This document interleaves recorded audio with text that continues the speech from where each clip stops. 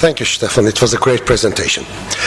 Şimdi efendim, Stefan'ın prezentasyonunda bir not vardı ki özellikle dikkatinizi çekmek istiyorum. 2010 yılında bir defa bu ülkedeki inşaat sektörünün %75'i konut, %25'i konut dışı sanayi binalarıyla ilgili. 2010 yılında yaklaşık olarak 817 bin konut için ruhsat alınmış. Gerçi bunun 350-400 bin civarı tapuya dönüşmüş. Konut sektörü patladı dediğimiz 2006 yılında ruhsat sayısı 600 binler civarındaydı. Ruhsatsız binaları konuşmak bize yakışmaz. 2010 yılında 60 milyar TL'lik mortgage kullanıldı. İnsanlar Nazım Bey'in de söylediği gibi sadece ev sahibi olmak istemiyorlar. Yaşamlarını sağlıklı ve maksimum standartlarda sürdürebilecekleri binalar istiyorlar. Bu binaların önemli unsurlarından biri de su depoları. Stefan'ın bahsettiği bir konuyu gündemimize getirmek istiyorum. Türkiye'deki su depoları genellikle fayansla kaplı saklama alanları. Ben teknik biri değilim. Ancak fayansla kaplama esnasında uygulanan kimyasalların ne olduğuyla ilgili bir soru işaretini bırakayım. Bir kısmı ile ilgili ise değerlendirme yapamıyorum. Özellikle de paslanmaz çelik standartları itibariyle yüksek olmasına rağmen masraflı ve binanın üzerine yük getiren yapılar. Şimdi gözlerinizi kapatın ve bir TPO membranla kaplanmış bir su deposu düşünün. Bir, galiba ömrü minimum 25 yıl, 50 yıllara da kadar gidebiliyor. İkincisi, bu membran antibakteriyel. Bakteri üremiyor. Üçüncüsü, doğası itibariyle burada bitki tutunmuyor. Bu aşağı yukarı bir fayansla döşenmiş, izole edilmiş bir su deposunun 2 yılda, 3 yılda bir temizlenmesi gerekliliği ki bir kısmı sürekli akıtılmayan, suyun saklandığı hem bakterinin hem de yosunun ürediği ortamlar. Böylesine bir yapıyı 2 yıllık bakım ücretlerini temel aldığınızda çok daha ekonomik, çok daha hızlı ve insanlarınıza, konut sattığınız insanlara çok daha sağlıklı bir su ortamı, su saklama ortamını üretmenize yardımcı oluyor. Bırakın göletleri, tünelleri, çatı izolasyonlarını, İnsanoğlunun en temel gereksinimi olan suyun saklandığı ortamlara yönelik bir TPO membranın fayansa, paslanmaz çeliğe karşı avantajlarını düşünün ve insanların hayatlarına standart ve sağlık getiren insanlar olarak bunu bir pazarlama argümanı olarak da ön plana çıkardınız. İşte TPO'nun küçük bir avantajı. Başkanım, reklamlar iyiydi değil mi bu bölümde? Şimdi Dr. Martin Van Cleef gelecek karşınıza. United Solar Ovanik Europe satış müdürü. Dr. Martin Van Cleef, I'm not sure about that, but sorry about it again. Because in Turkish we read as we write. That's the main problem. United Solar Ovanik şirketi Güney Avrupa Satış Ofisi'nin satış direktörü. 1969 yılında Hollanda'da doğan Cleef, 1993 yılında Hollanda Eindhoven Üniversitesi Fizik bölümünden mezun olmuş ve Applied Physics, uygulamalı fizik alanında yüksek lisans yapmıştır. Yenilenebilir enerji sektörüne yönelik tutkusu ve bu sektörde uzmanlaşma amacı nedeniyle 1994-1998 yılları arasında Avustralya ve Hollanda arasında seyahat etmiştir. 1998 yılında Hollanda Griffith Üniversitesi Yenilikçi Araştırma Projesi'ne katılıp AFM mikroskopi dahilinde amorf silisyum ve kristalin güneş pillerini çalıştırması konusunda doktora derecesi yapmıştır. Dr. Cliff ilk profesyonel deneyimini 1998 yılında İtalya'da Ageva güneş enerjisi kullanımına dönmek konusunda Avrupa Birliği tarafından desteklenen proje kapsamında çalışarak gerçekleştirmiştir. Fotovoltaik alanda geniş deneyim kazanmış, 2000 yılında Unisolar markası fotovoltaik modül satış müdürü olmuştur. Ayrıca fotovoltaik modül işlevleri konusunda Belçika merkezli BES Avrupa şirketinde OEM ve BO ürün pazar müdürü olarak Almanya'da çalışmıştır. General Electric Power Controls'da Avrupa ürün müdürü olarak çalıştığı yıllar, United Solar Ovanik'te yönetimin bir parçası haline gelene kadar Martin Van Cliff'i kariyerinde farklı alanlarda yükselirken görüyoruz. Şimdi eşi Laura Casari, send us our best regard, ve çocukları ile birlikte Verona'da yaşamaktadır. Değerli konuklar, alkışlarınızla rica ediyorum. I'm giving you Dr. Martin Van Cliff to talk about photovoltaic technologies.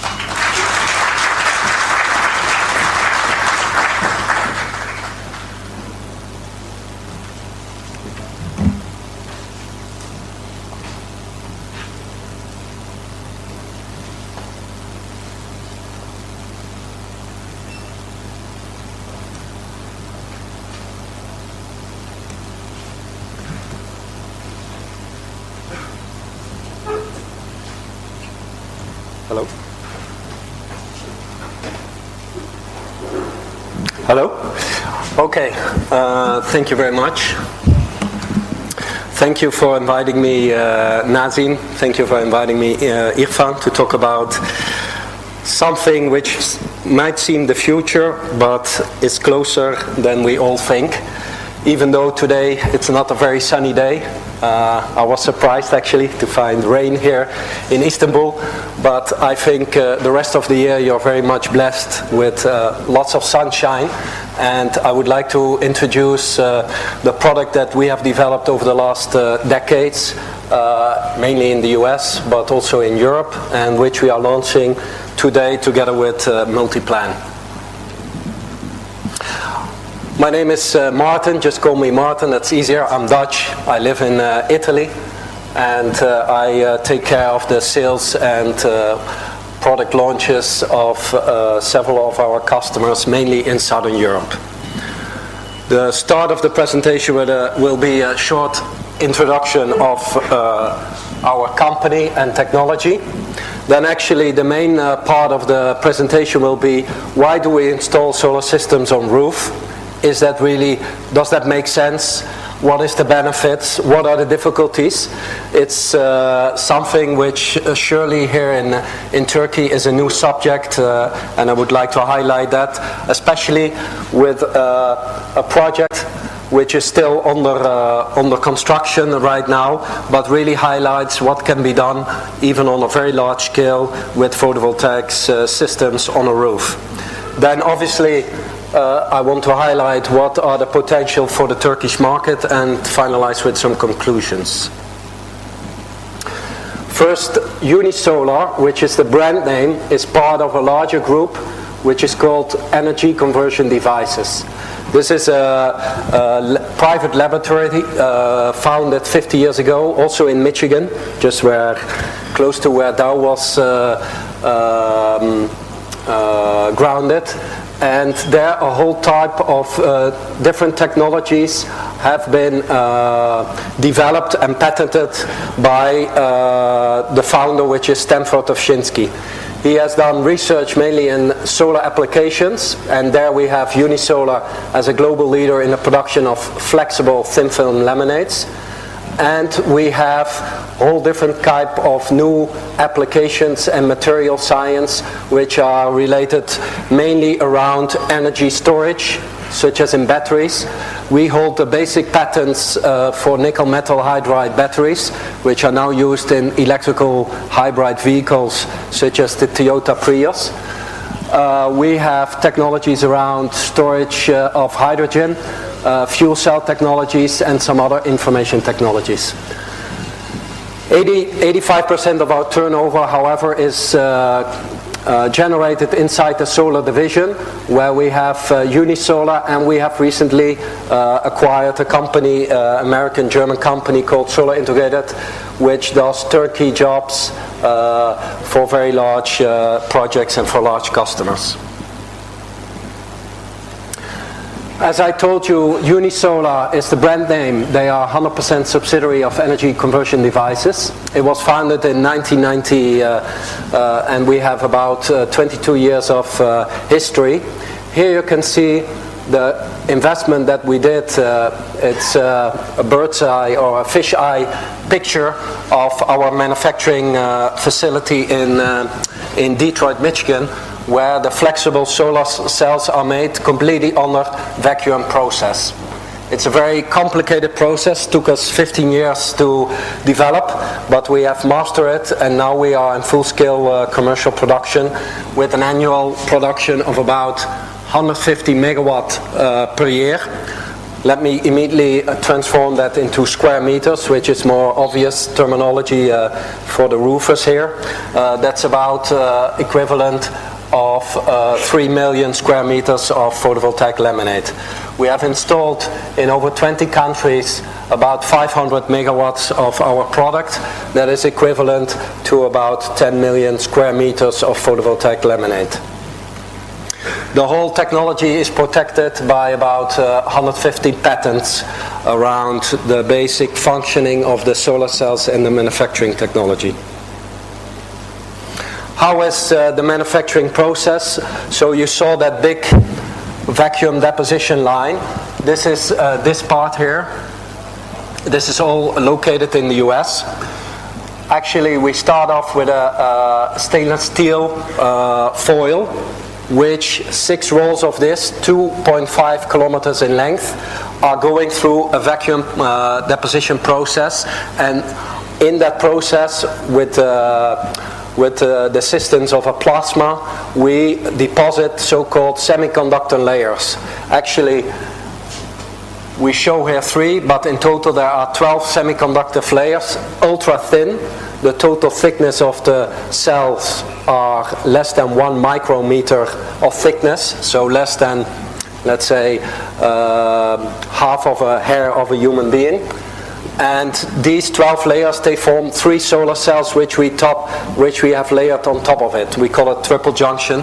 I will not go too much in detail to it, but it gives certain advantages when we go into the energy production of the solar cell. Then this long roll, when it comes out of the vacuum process, is not yet a workable product. We have to cut it into single slabs, and this is done in this process. One cell is about this size, so this is one solar cell, and we cut it and we put very thin grid wires on it to collect the current from the sun. After that, we need to protect the solar cells against UV, against weather, against hail impact, against all the temperature conditions that can be outside. And here we are also very unique because we do this with so-called UV and weather resistance polymers, which are fluoropolymers made by companies, not Dow, but DuPont, ETFE, which is also known as Tefcel product material. This is the top layer, self-cleaning and very UV resistant and transparent. I will pass on through the public a sample so you can have a look at it. On the back here you see the stainless steel substrate. It is flexible, but it has a certain resistance because it's based on a stainless steel foil of 125 micrometer thickness. So this is all done in the US. We also have some assembly plants. This step is also done in Mexico and China, but step 1 and 2 is concentrated in the US. The really uniqueness of our business model going closer to the markets is to transfer the final step, we call it step 4, close to the markets, and we work with partners such as Multiplan in order to finally transform what we would call a semi-finished solar module in a so-called building integrated or roof integrated product. Basically, we ship rolls of our materials. They are typically in length 5.5 meters, to the factories of our partners, and they can be then applied with a cold bond adhesive process onto TPO membranes, or for instance sandwich panels with polyurethane adhesive on it. This is mainly done in the factory, but in some cases is also bonded on the roof. Typically, due to the large size of this building materials, our partners, they install a multiple of these laminates, which makes actually one of the largest solar cells or solar modules in the world, up to 500 watt peak. Then the benefit of it, and this is very different than standard installation of solar modules, is to have standard roofing techniques to adapt the solar modules to the roof.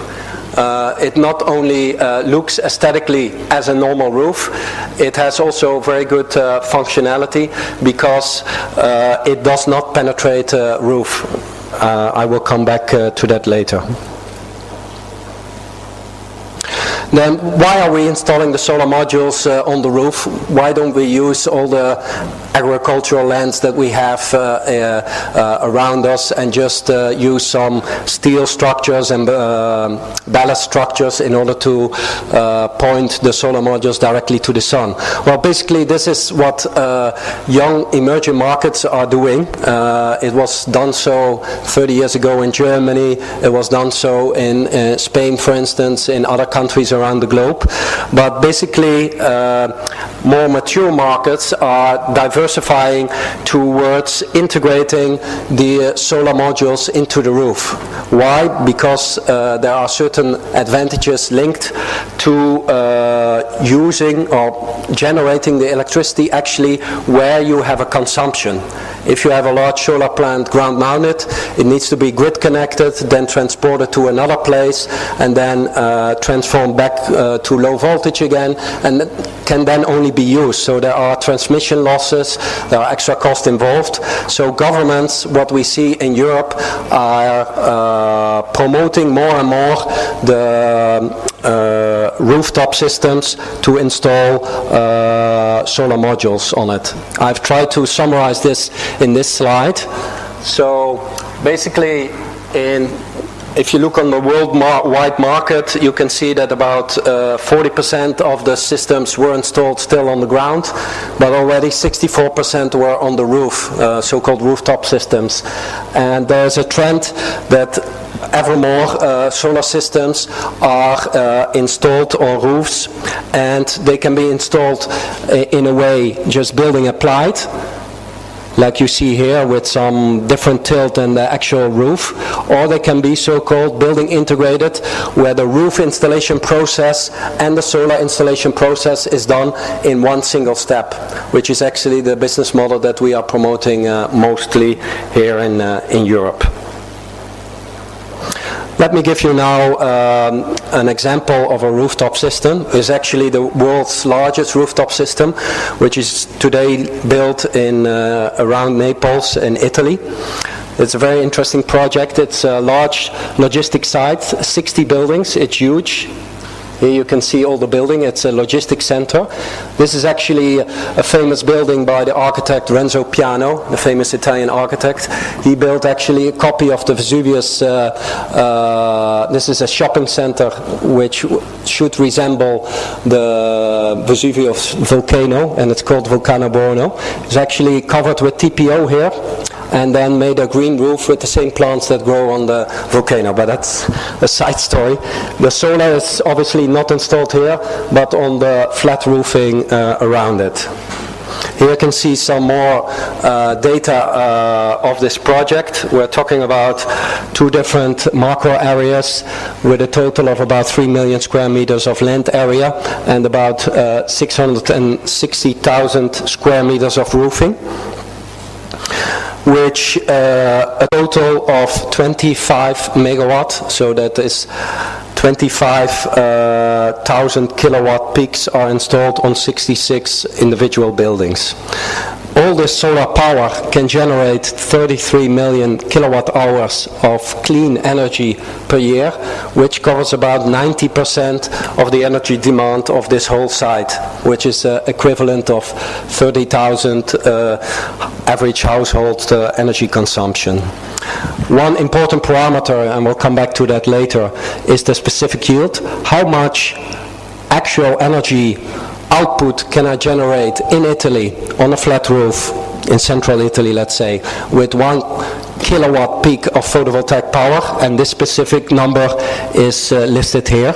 It varies obviously per geographic location and inclination. Very important also are the avoided CO2 emission. Obviously the photovoltaic systems are promoted because of its low environmental impact and CO2 reduction. What is the value? How much does it cost? This project has had a budget of 80 million euro, which include the total re-roofing of these buildings and also the supply and installation of the photovoltaic system of 25 megawatt, fully grid connected. The returns, and I'll come back to that also later, which are in this case the project returns, internal rate of returns of the investor, is 15%, which is equivalent to a payback time of about 5-6 years. So how was this site before? We had a ballasted roof with many obstacles, many skylights. We had a location with very high wind gusts, so it was not easy to design a solar system on top of it. And we had an investor that was really interested in a so-called building integrated solution because that's in Italy gets the highest feed-in tariff. We had roofing that was older than 50 years, so complete renewal of the roofing was really necessary. This is because photovoltaic systems, they are supplied with a 25 years warranty, and the roofing that's underneath it should have similar lifetime, similar longevity as the photovoltaic system. Obviously, the investors looked first at classical systems, which are typically installed with, aluminum beams, metal structures, which are then attached to the roof, but they cause, many thousands and thousands of penetration, which will void the roof warranty and will result in many water infiltration. So this was completely abandoned, and the investor has selected a solution with Unisolar with no penetrations, because we do use the bonding technique, as I told you, and backed with a full roofing warranty by re-roofing the total site.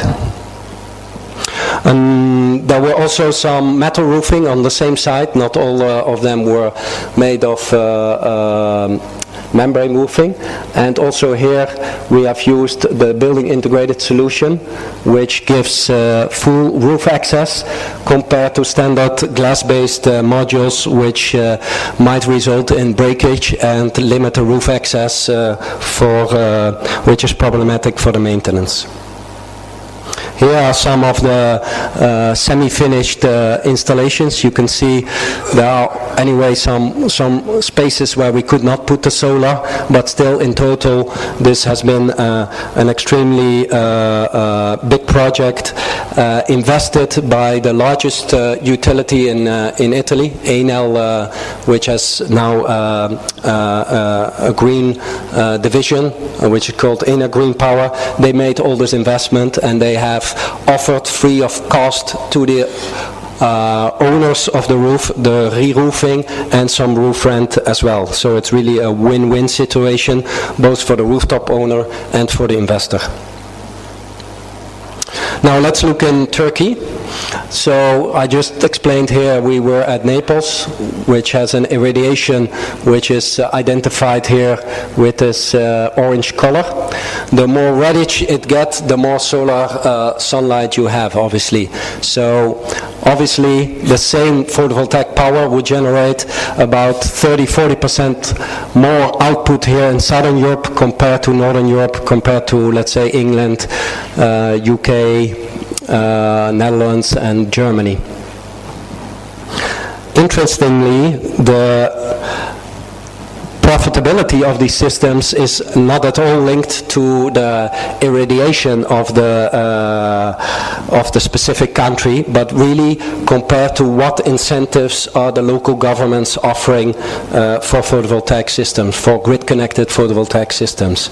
So this is a very busy chart, but let me try to explain it to you. It also depends, obviously, how much is an industrial customer right now paying for electricity, and there are also big variables between the European countries.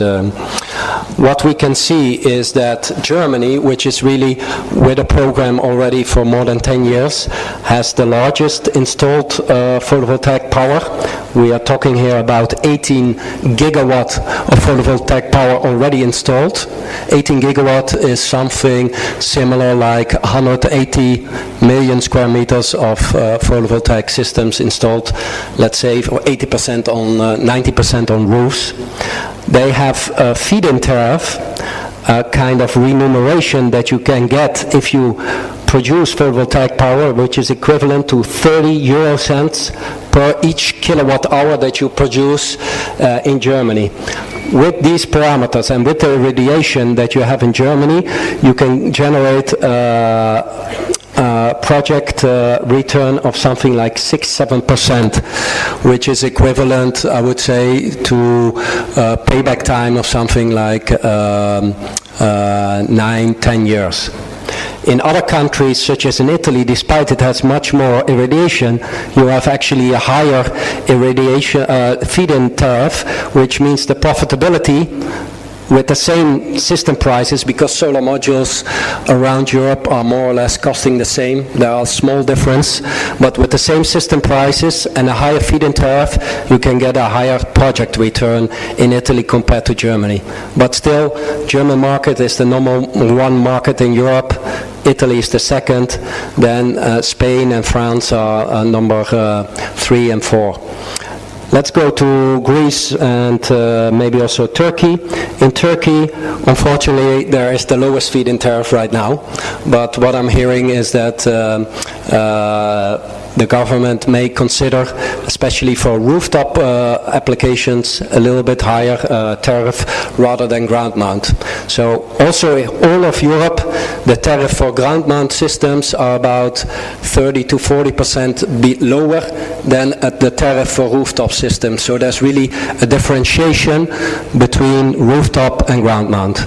And a few calculations with this tariff and with the irradiation in Turkey, I think the returns are much low, 4 or 5%, but are still, I would say, interesting for what we would define as early adopters.